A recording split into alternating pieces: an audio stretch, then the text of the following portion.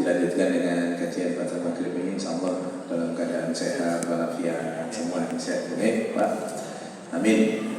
Bapak yang dirahmati Allah, tema kita pada malam hari ini tentang hikmah kenapa kita diberi dua telinga dan satu mulut. Ya, tentu tinjauannya nanti selain dalam tataran medis juga dalam tataran teologis. Ya.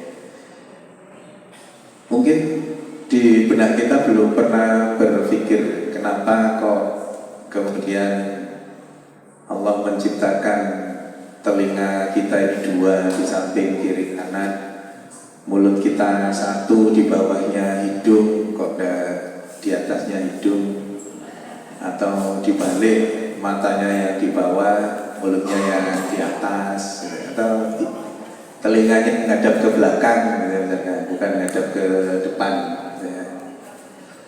Tentu dalam tataran normatif yang kita alami, tentu kita berpikir ya sudah lah wajah kita itu ya seperti ini gitu ya.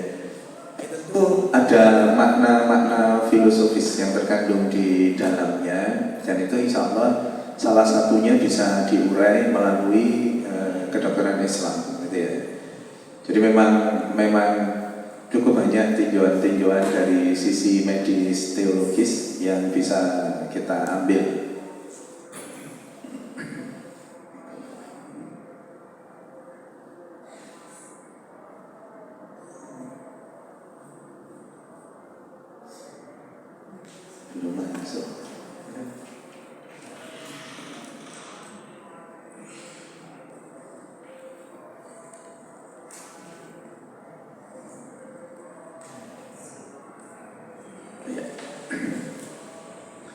Termasuk juga urut-urutan penciptaannya, termasuk juga pada saat di dalam kandungan ibu itu ternyata proses terbentuknya masing-masing organ itu ada masanya masing-masing gitu ya. Kalau terkait dengan ini menarik ini, saya itu pernah diminta ngisi kajian yang acaranya itu tingkepan. Ayo Pak, orang Muhammadiyah disuruh diminta ngaji kajiannya tingkepan. Jadi 7 bulanan, syukuran 7 bulanan itu. Saya beberapa kali berpikir, berdiskusi dengan teman-teman, iki ya apa iki iya ini apa ditolak gitu ya. Diiyakan atau ditolak. Dari hasil diskusi itu jatuh pada kesimpulan ini justru jadi momen penting untuk kemudian kita bisa memberi pelajaran apapun itu ya, untuk memberi informasi terkait dengan hal itu gitu ya. Dan mungkin tidak banyak yang kemudian diketahui terkait dengan tingkepan itu. Pada saat kemudian kita bertanya, kenapa harus 7 bulan? Gitu ya? Kenapa kok enggak 5 bulan? Gitu ya? Kenapa kok enggak 6 bulan? Kenapa enggak 9 bulan atau 8 bulan dan seterusnya itu? Sebagian besar memang ya enggak bisa menjawab.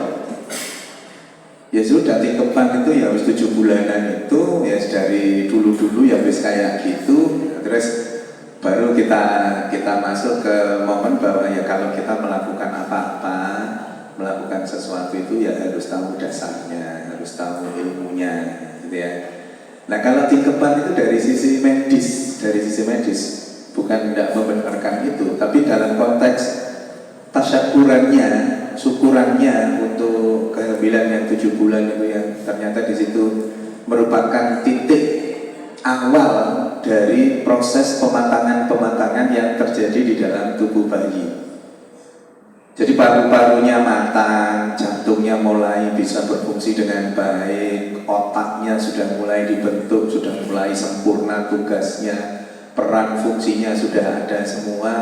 Itu di bulan ke-7 itu. Termasuk proses pembentukan limbic system itu di otak ya, proses kepribadian seseorang itu ya dibentuk di bulan ke-7 itu. Bisa jadi itu yang menjadi alasan salah satunya orang-orang dulu itu, walaupun itu tidak didasarkan atas keilmuan. Nah, maka masuklah keilmuan tentang hal itu. Termasuk juga telinga ini. Jadi yang kita bahas saat ini, telinga dan mulut ini. Telinga itu mulai dia sudah bisa berfungsi secara utuh itu di bulan ke-7, di kehamilan bulan ke-7. Jenis kelamin bayi yang di dalam kandungan itu tanda kutip ya pasti dalam konteks USG dan konteks ilmu pengetahuan manusia itu di bulan ke-7 juga. Maka terus kemudian bulan ke-7 itu memang menjadi bagi dunia medis, bagi dunia kedokteran, dunia kehamilan seseorang, bulan ke-7 itu menjadi poin penting untuk kemudian termasuk juga apakah kalau dengan kondisi yang ada sudah boleh dilahirkan atau tidak, itu cut off-nya di bulan ke-7 itu.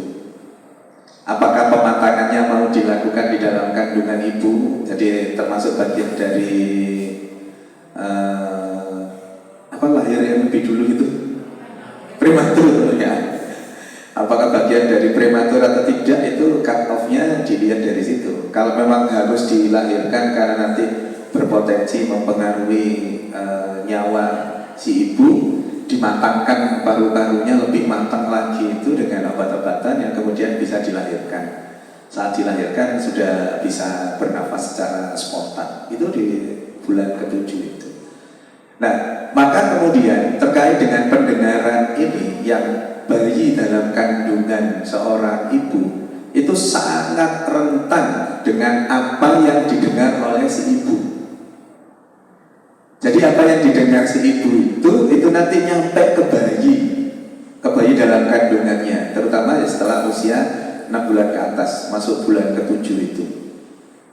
Maka kemudian segala hal yang kemudian didengar oleh ibunya itu nanti nyampe ke bayinya. Melalui apa? Melalui tali plasenta yang terhubung antara ibu dan bayinya itu.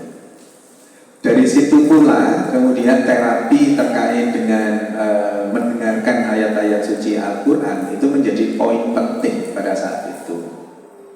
Itu didengar oleh si bayi untuk kemudian diserap melalui memori sel. Mungkin pernah kami sampaikan bahwa sel-sel di tubuh kita ini punya memori sel. Memori sel itulah yang kemudian menjadi pengingat dari semua kejadian yang dialami. Memori sel itu pula yang nanti di yaumul hisab akan dijadikan tempat, dijadikan indikator untuk mempertanggungjawabkan segala perbuatan kita itu. Itu melalui memori sel yang ada itu.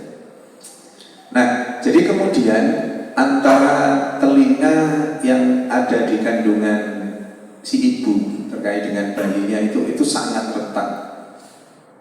Maka betapa banyak di luaran sana yang bayi baru dilahirkan, baru bisa berjuang, baru bisa ngomong sekilas kata, sudah ada yang ucapannya itu ucapan yang baik, ada yang ucapannya itu ucapan-ucapan yang mengherankan kita kalau mendengar. Lu kecil-kecil kau isi somuni koyok ngene iki gitu ya. Itu ya berasal dari apa yang ada selama di kandungan ibu gitu ya. Ini selalu kami sampaikan pentingnya untuk mencari nikmat-nikmat Allah lain, terutama memang dari sisi kedokteran Islam ya, karena sangat banyak hal-hal yang barangkali belum terungkap terkait dengan kedokteran Islam ini. Dan itu salah satu tugasnya di kedokteran Islam ya. Kemudian pentingnya memadukan ya fa'illahu ladzina amanu minkum walladzina utul ilma darajat. Memadukan dua aspek ini. Jadi di Muhammadiyah kita sudah sangat familiar dengan ini, bahwa keimanan yang ada perlu didukung dengan ilmu pengetahuan.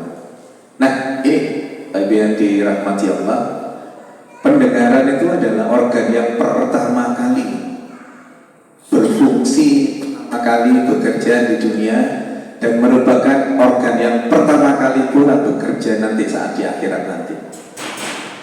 Jadi kita ini kan mengalami kehidupan dua kali ya, hidup pada saat kemudian dilahirkan dan kemudian nanti di dihidupkan di padang mahsyar lagi, yang dalam beberapa kisah hadis itu dikatakan nanti akan ada ditiup malaikat Israfil meniup trompetnya itu, dan yang siap untuk difungsikan pertama kali itu adalah telinga itu. Dan organ telinga pula lah yang kemudian nanti akan Allah fungsikan terakhir kali sebelum sampai manusia itu wafat. Jadi organ yang pertama kali difungsikan dan organ yang terakhir kali difungsikan juga itu ya telinga ini. Jadi yang pertama kali dan terakhir difungsikan itu telinga. Dan kita ketahui bersama bahwa telinga itu nggak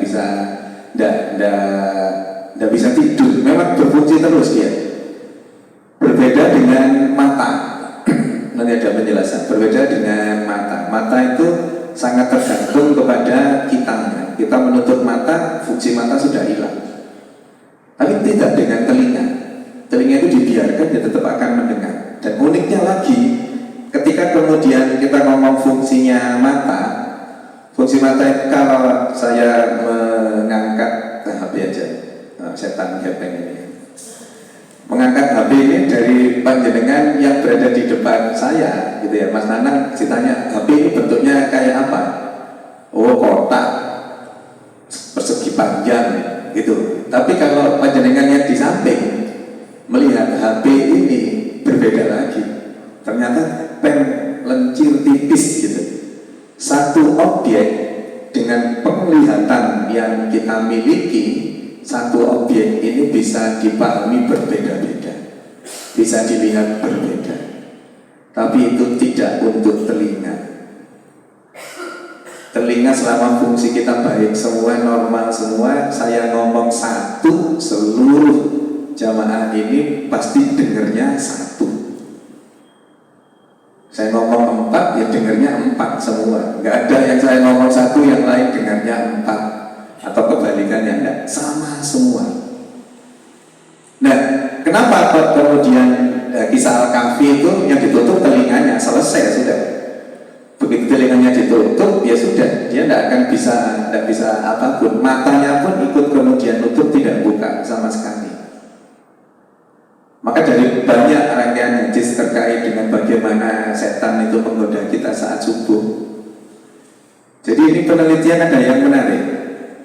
Pada saat seseorang itu enggak muslim ya, muslim yang tidak bisa tidur semalaman, tidak bisa tidur ya, tidak bisa tidur, nanti terus kemudian menjelang subuh itu malah ngantuk tidur. Dan itu bukti otentik gitu. Itu bukti otentik. Ya mungkin panjenengan ngalami juga ya. Nah bisa tidur tapi opo-opo sudah mendekati subuh itu malah ngantuk tidur, adzan bablas sudah. Maka itu tadi kaitan dengan pola yang berbeda antara mata dan telinga itu. Kalau seandainya matanya saja yang tertutup, jenengan dengar apapun bangun. Kalau matanya tertutup, kita dengar apapun bangun. Tapi berbeda kemudian telinga kita yang kemudian tidak berfungsi, telinga kita yang tidak mendengar apa-apa, mata itu nanti akan ikut ngantuk. Pada saat mata ngantuk, ya sudah, dia akan nutup. Apapun yang kemudian tidak menimbulkan pendengaran ini berfungsi, ya akan menyebabkan terus tidur. Maka itu strateginya setan. Strategi setan tidak menutup mata kita saat subuh itu, tapi strateginya mengencingi telinga kita itu. Ya mungkin secara harfiah Ustaz Julian bisa enggak, ya apa benar terus telinganya itu dikencingi benar gitu itu ya. Tapi dalam konteks bahasa yang memang menutup telinga kita itu menjadi bagian dari bahwa itu memang cara. Dan secara anatomis, secara medis, teologisnya ya memang seperti itu. Memang telinga kita itu begitu ditutup akan selesai sudah, kita tidak bisa mendengar apapun, maka kita juga tidak akan melakukan apapun. Untuk kemudian bisa terjaga kalau telinga kita sudah ditutup, ya. Nah ini tadi. Maka kemudian perbedaan fungsi antara mata dan telinga kita. Mata itu untuk bekerja butuh bantuan. Mata itu untuk bekerja butuh bantuan. itu ada asumsi, ada pendapat bahwa mata itu yang memancarkan sinar.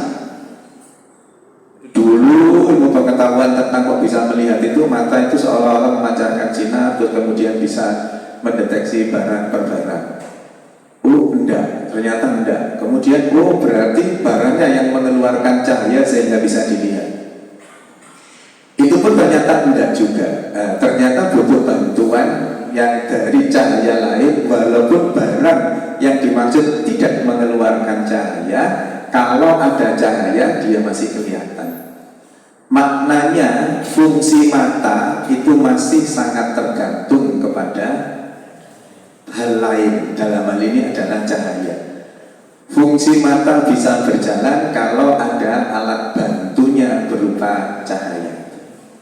Sementara telinga tidak butuh apa-apa. Terus begitu ada sesuatu yang memang didengar, ya sudah akan masuk, akan didengar, gitu ya.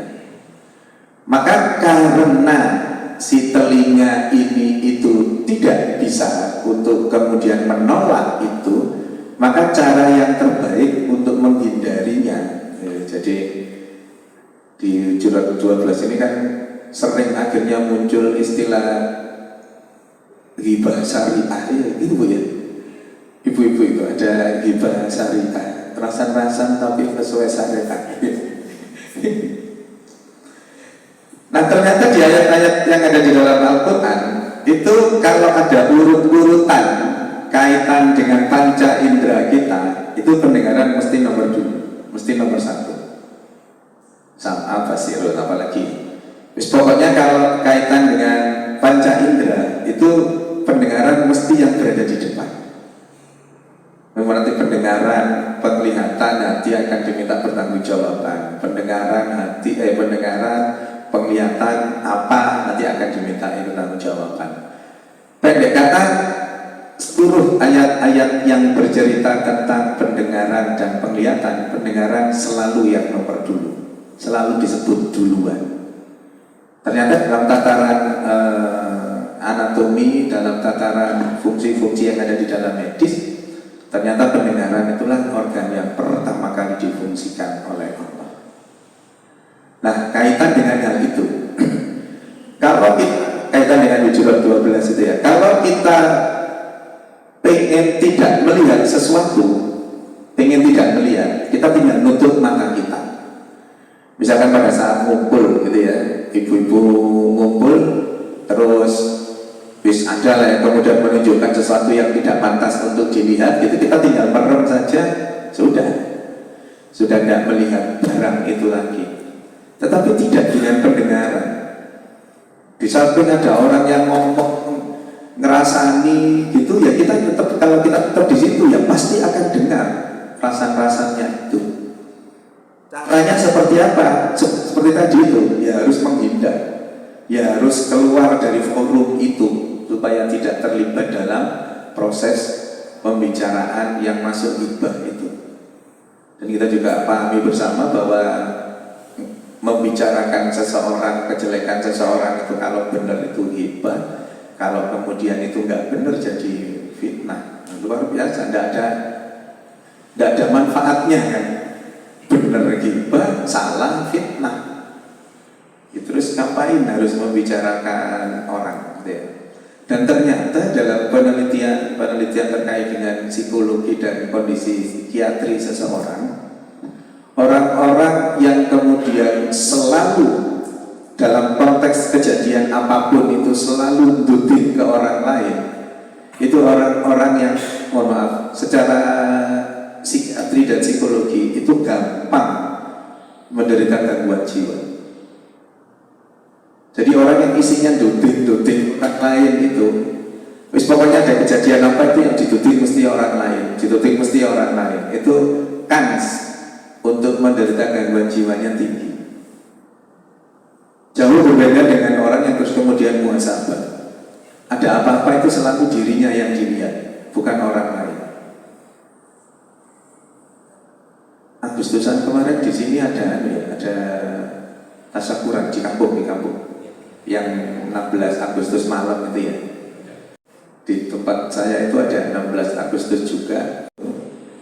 Terus bis tasakuran seperti itu. Kemudian dapat makanan rawon ya daging itu. Terus ada tempenya. Kalau orang-orang yang selalu duding orang lain dengan rasa yang itikad dan seterusnya itu, dan kemudian itu menjadi bagian dari orang yang tidak bersyukur, kalau kemudian nerima itu, orang yang bersyukur akan alhamdulillah, orang yang melihat dirinya sendiri alhamdulillah, aku lolek masak rawon ini wis pirang jam gak iso masak rawon seenak ini, wis ono rawon nih alhamdulillah ono tempe nih, ya gitu ya. Tapi coba orang yang kemudian tidak mau bersyukur, apa komentarnya setelah terima rawon tadi itu? Iki rawon kok gak ono ndok asine gitu. Kalau tuh ada telur asinnya separuh gitu ya, masih ya wis rawon kok ndok asine separuh. Kalau ndok asinnya sudah utuh, rawon kok gak ono kerupuknya. Kerupuknya ada, kerupuk yang putih itu. Kerupuknya ya mesti ini kerupuk urang. Coba, tidak capek ya orang seperti ini hidupnya, luar biasa capek. Jadi dalam konteks kebersyukuran, dalam konteks kemudian hal yang terkait karena kita terbiasa menilai diri sendiri, itu ternyata menyehatkan bagi tubuh seseorang. Maka orang yang terbiasa duduk-duduk itu gampang sakit. Di situ bukti otentiknya dari berbagai macam seperti itu ya. Nah, ini yang menjadi salah satu alasan kenapa Rasulullah itu menuntunkan kalau kemudian melihat orang-orang yang nazar itu untuk kemudian dituntut dengan kalimat tauhid la ilaha illallah itu. Panjenengan kan kita sudah sangat mengucapkan la ilaha illallah itu kan tidak butuh tenaga ya. Mulutnya terbuka terus, tidak perlu minum. Hanya dengan ngomong la ilaha illallah, mulutnya terbuka terus, enteng, nggak ada berat-beratnya. Tapi ketika kemudian itu menjadi bagian dari endingnya seseorang itu akan menjadi sangat sulit tergantung kepada amal perbuatannya itu. Maka kenapa kemudian dituntunkan seperti itu? Karena memang masih bisa mendengar, walaupun dalam pandangan orang awam yang bersangkutan itu pada kondisi yang tanda kutip pingsan, tanda kutip pada kondisi yang tidak sadarkan diri. Tetapi secara keilmuan medis seperti itu pun masih mendengar. Jadi hati-hati kalau panjenengan misalkan besuk diizinkan masuk ke ICU misalkan ya, masuk ke ICU, terus kemudian ada pasien itu yang kemudian terpasang macam-macam itu di ICU itu, jangan kemudian ngomong yang nggak baik tentang pasien itu. Pasien itu dengar. Jangan masuk itu bilang, "Duh, nggak bisa delok ngene iki ya dilungkas ini." Jangan pulang benar-benar dilungkas ya. Jadi itu masih mendengar, masih terdengar oleh yang bersangkutan. Walaupun kemudian terkait dengan segala fungsinya, jadi mekanismenya kita mendengar terus ke otak kemudian mereaksi dengan apapun reaksinya. Jadi masuk itu dalam bentuk sensoris, istilahnya dalam bahasa medis. Sensoris dikelola di otak jadi motoris. Jadi kegiatan kita itu jadi gerakan tangan macam-macam itu. Dengan segala keterbatasan pada orang yang sakit itu sensorisnya masih, tapi kemudian dia tidak bisa melakukan apapun karena kondisinya memang lagi terkendala dengan sakitnya itu. Termasuk juga pada saat kemudian orang yang dianggap tidak sadarkan diri terus diceritani apapun untuk memunculkan kesadarannya lagi, itu juga berfungsi. Jadi pada saat kemudian orang yang dianggap pingsan tadi itu kemudian ada terapi bicara, ada terapi cerita. Terapi cerita diceritakan dulu seperti apa atau dibacakan apa, itu mendengar dia, walaupun dia tidak bisa mereaksi. Nah, ini yang kemudian dalam konteks di Indonesia yang banyak kemudian kabinya ini sebagai sesuatu yang disalah praktekkan, gitu ya. Maka kemudian seharusnya la ilaha illallah itu ditalkinkan ketika menjelang wafatnya itu. Maksudnya apa? Untuk menuntun si calon jenazah itu, calon mayit itu. Bukan kemudian setelah selesai, setelah wafat terus kemudian menuju ke makam mengucap kalimat tauhid yang kemudian itu sesungguhnya kalau diperuntukkan untuk jenazahnya dalam tataran medis sekali lagi sudah tidak berfungsi apapun. Maka tuntunannya Rasulullah itu mentalkinkan sebelum wafat, karena pendengaran itu fungsi organ yang masih akan diperfungsikan oleh Allah sampai betul-betul Allah mewafatkan. Jadi gak usah panjenengan ragu dengan iki gak krungu, iki gak gerak, enggak. Itu masih sangat bisa didengar untuk kondisi yang sampai batas menjelang meninggal itu, ya. Jadi ini yang lebih esensial lagi, bahwa sudah mati pendengarannya masih berfungsi. Sekali lagi, indera pendengaran yang Allah fungsikan pertama kali itu panca indera yang Allah fungsikan pertama kali itu telinga, yang kemudian paling akhir pun juga telinga terkait dengan pendengaran itu. Ini yang terkait dengan pendengaran. Kemudian kita beranjak ke yang mulut. Maka dengan segala hal terkait dengan itu tadi, Allah memberi kita pendengaran dua itu. Dua menghadap ke depan, nanti di belakang ada penjelasan yang lebih detail lagi. Nah, ini mulut kita ya. Mungkin dalam benak kita ya mulut itu hanya bir, gigi, dan gusi. Padahal dalamnya itu sangat banyak. Lidah kita itu saja fungsinya luar biasa. Jadi lidah kita yang kecil itu ada area-area tertentu yang sebelah kiri luar itu untuk rasa asin, sebelah agak depan itu untuk rasa manis, di samping belakangnya itu ada rasa pahit, ada rasa kecut, dan seterusnya. Itu masing-masing area punya fungsi sendiri-sendiri lidah kita itu.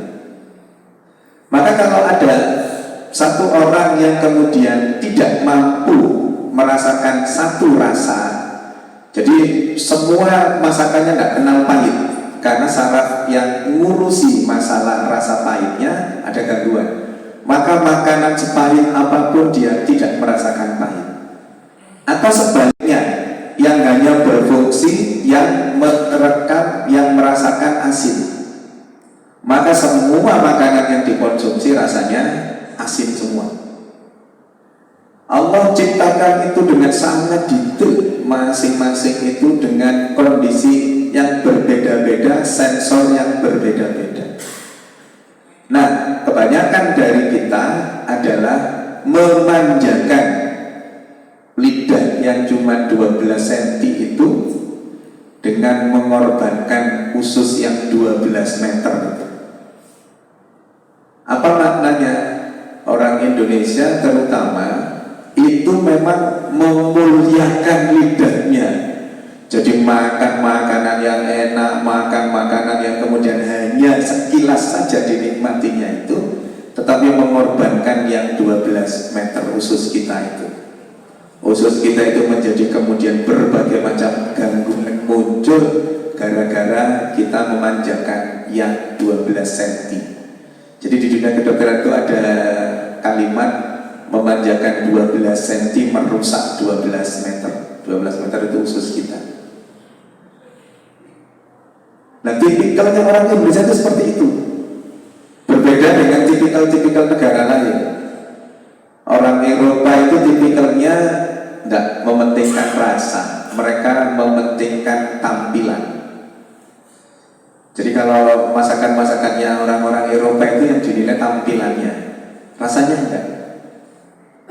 Kalau orang-orang Arab yang dinilai apanya? Jumlahnya, pokoknya wakil gitu. Orang-orang Arab enaknya itu. Maka kalau panjenengan berkesempatan ke itu merasakan masakannya sana, ya mungkin bagi lidah orang Indonesia hambar, tapi tetap banyak. Orang-orang Indonesia, nah itu orang-orang Indonesia itu lebih mementingkan rasa. Maka kalau orang Eropa itu tahu rawon, iki panganan opo gitu-gitu, wireng welek gitu ya. Nah, ini makanan apa? Gitu. Mereka berfokus kepada penampilan. Nah, orang Indonesia karena mengutamakan lidah, mengutamakan rasa, maka terus kemudian selama lidahnya itu masih mampu mengecap sebagai sebuah kenikmatan, maka akan diteruskan. Nah itu yang jadi masalah paling banyak di Indonesia itu, masalahnya memang masalah yang terkait dengan hal itu.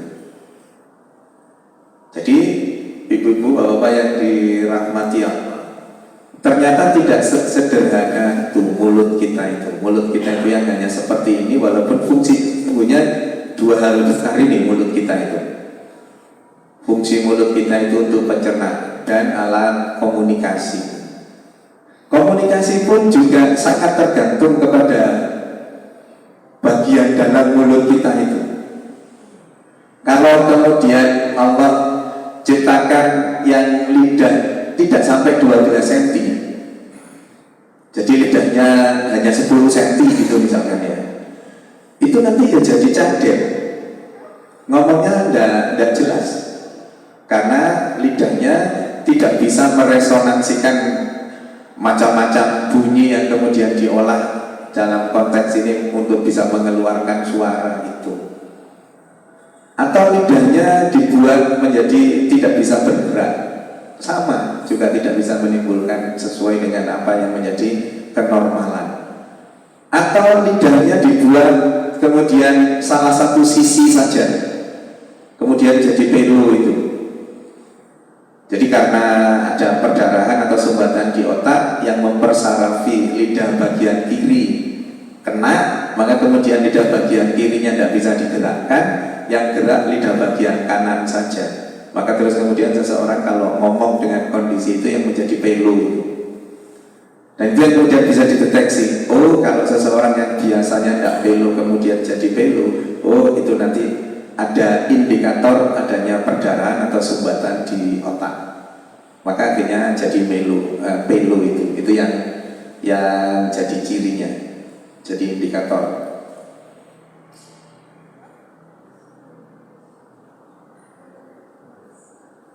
Saya pegang apa tadi? Nggak pegang apa-apa ya. Nah, sudah. Ya ini mengadopsi dari istilah yang sekarang lagi viral, ini gak bahaya tadi. Dua telinga satu mulut gak bahaya tak? Enggak, kalau digunakan dengan semestinya. Menjadi bahaya ketika kemudian tidak digunakan dengan mestinya. Nah ini ada yang menarik terkait dengan bagaimana koordinasi antar mulut, telinga, dan mata. Jadi korelasinya itu sangat erat. Mata, mulut, dan telinga itu sangat erat. Mulut tidak mampu ngomong, tidak mampu menyampaikan informasi kalau dia tidak mendapatkan informasi dari telinga dan mata. Normalnya itu seperti itu. Maka apa yang diomongkan mulut itu harus berdasarkan apa yang dilihat dan apa yang didengar secara langsung. Cuman saat ini yang lagi banyak ngomong sesuatu yang sesungguhnya itu tidak diterima oleh mata dan telinganya secara langsung. Menyampaikan sesuatu yang kemudian seolah tidak ada koordinasi antara mata dan telinganya itu. Dan itu ya fenomena yang mungkin lagi marak saat ini ya.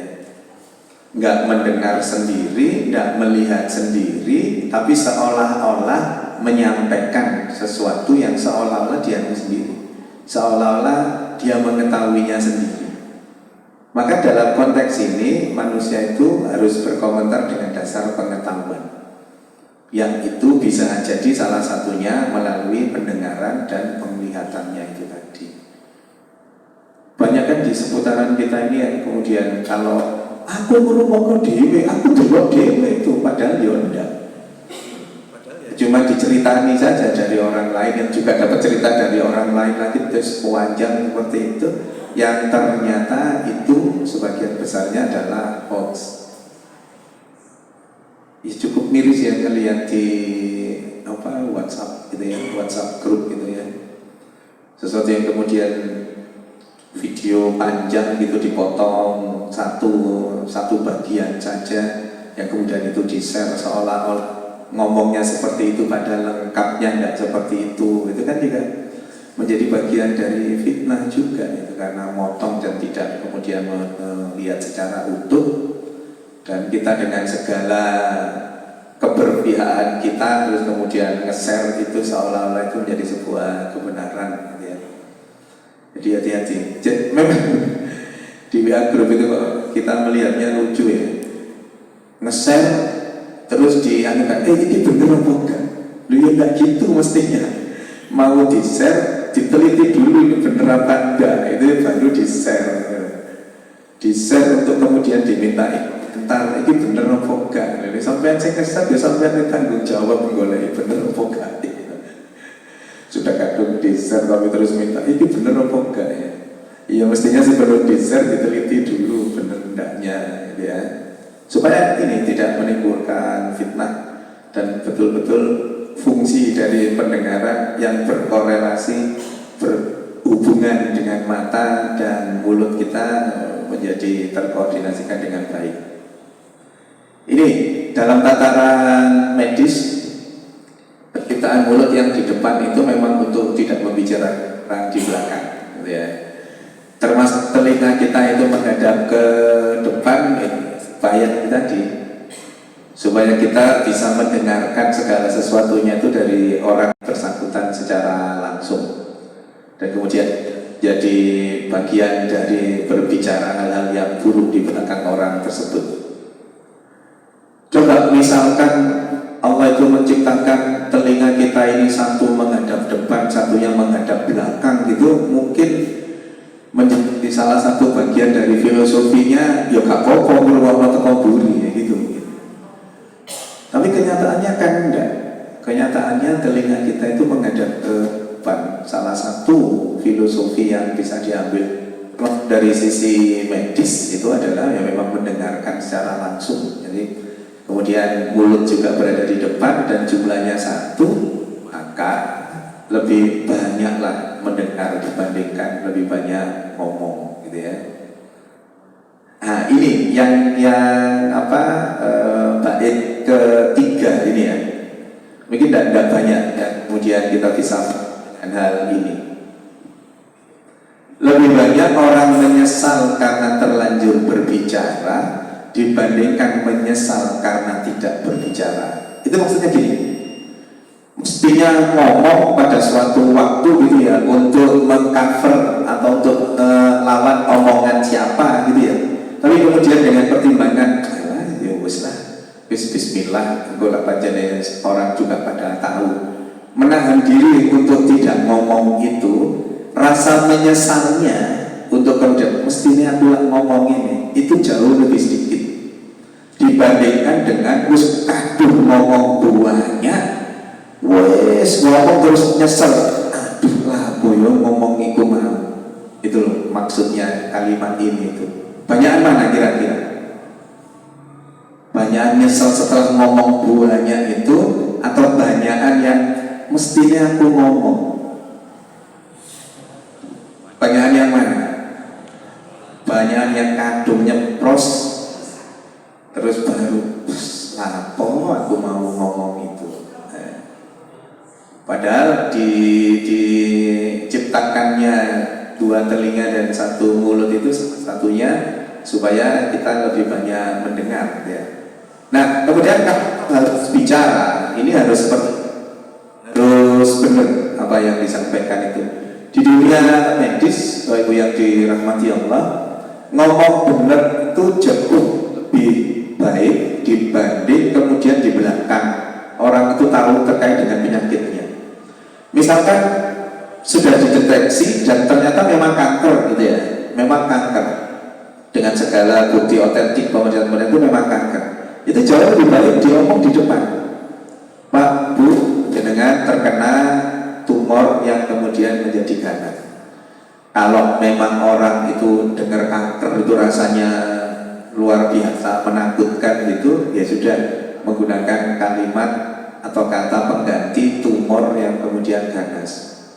Sama saja itu maksudnya kanker. Tapi orang kalau mendengar kanker itu kan rasanya, tapi memang dijelaskan itu jauh lebih baik dibandingkan kemudian tanya, dok sebenarnya saya ini kanker atau enggak sih? Aslinya kanker, tapi dokternya khawatir untuk kemudian mengatakan itu, oh aku tumor mawon kok niki, nanti pada suatu saat kemudian efek yang timbul menjadi begitu cepat dan itu bagian dari kankernya itu dia menjadi lebih gelap orangnya, menjadi lebih drop.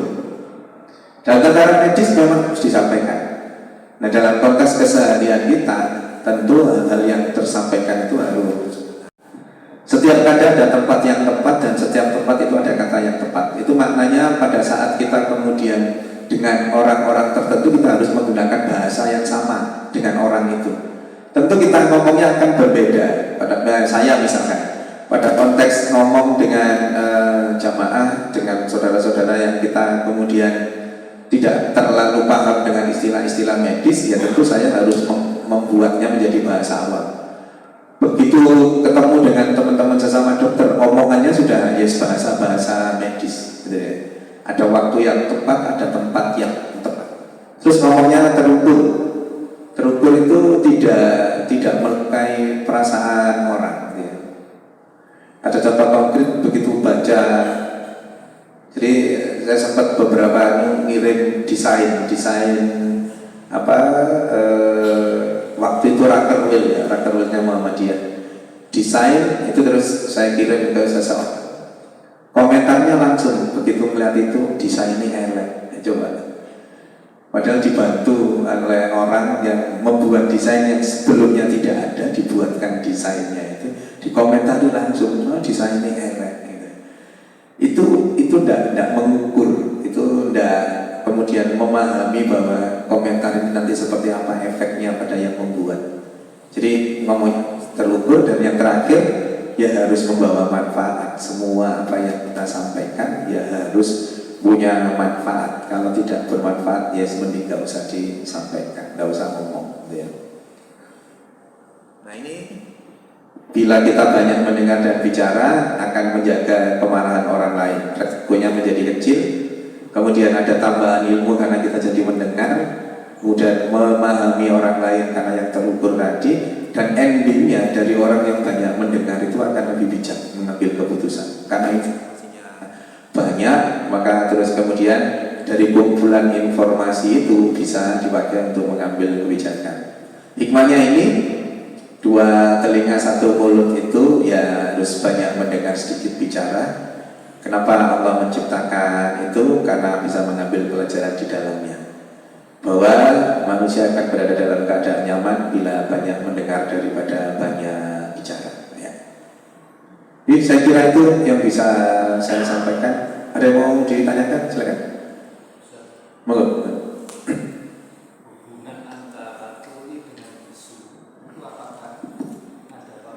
Betul. Yeah. Betul itu. Karena tadi ya, rangkaiannya kan tadi mata, mulut, sama telinga.